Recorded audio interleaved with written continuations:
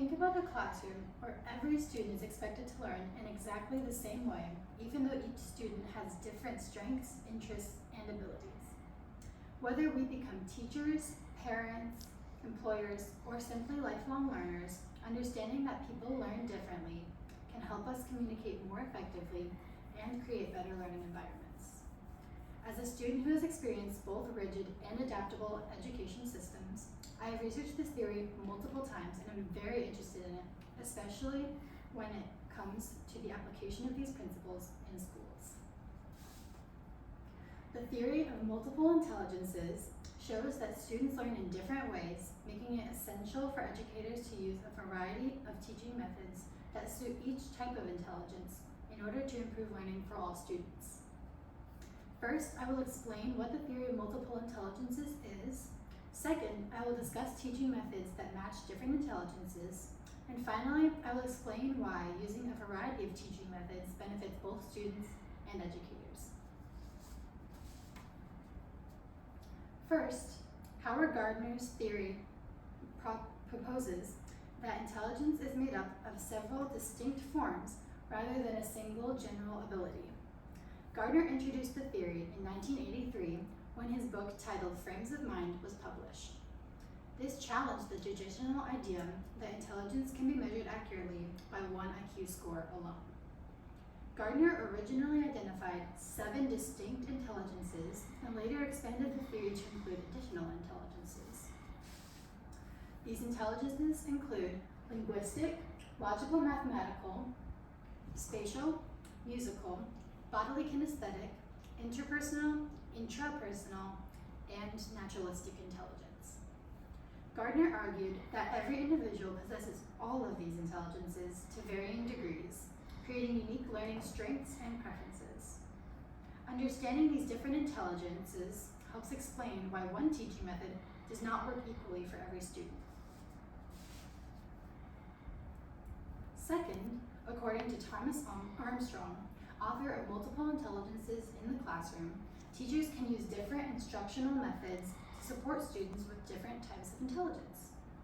For example, students with strong linguistic intelligence often benefit from reading, writing assignments, discussions, and storytelling, while students with logical and mathematical intelligence often best learn through experiments, problem-solving activities, and logical reasoning tasks. While students with spatial intelligence may benefit from diagrams, charts, graphic organizers, models, and visual presentations, a student with bodily kinesthetic intelligence may learn more effectively through hands-on activities, movement, demonstrations, and role-playing. Students with musical intelligence may remember information more easily when rhythms, songs, or patterns are incorporated into their lessons. Students with interpersonal intelligence often benefit from cooperative learning, group projects, and peer discussions, while students with intrapersonal intelligence may prefer independent reflection, journals, or self-paced work. Armstrong asserts that incorporating a variety of instructional strategies allows more students to engage with classroom content through their strengths. Using these different teaching methods is valuable because it creates more opportunities for every student to succeed. Finally, looking to Gardner's reflections on multiple intelligences and returning to multiple intelligences in the classroom, using a variety of teaching methods provides important benefits for students and classrooms. Multiple teaching strategies increase student engagement because students have more opportunities to connect with the material. Diverse instructional methods help students develop confidence by allowing them to demonstrate understanding in different ways. Gardner later emphasized that the theory should encourage flexible teaching rather than labeling students as having only one type of intelligence. In addition, a classroom that includes varied instructional approaches can support a wider range of learners while also encouraging students to strengthen abilities outside their natural preferences. Although the theory has generated debate among researchers, it continues to influence educational practices by encouraging teachers to recognize and respond to individual differences among learners. Today, I explained what Howard Gardner's theory of multiple intelligences is, describe teaching methods that correspond to different intelligences, and discuss the value of using varied instructional approaches.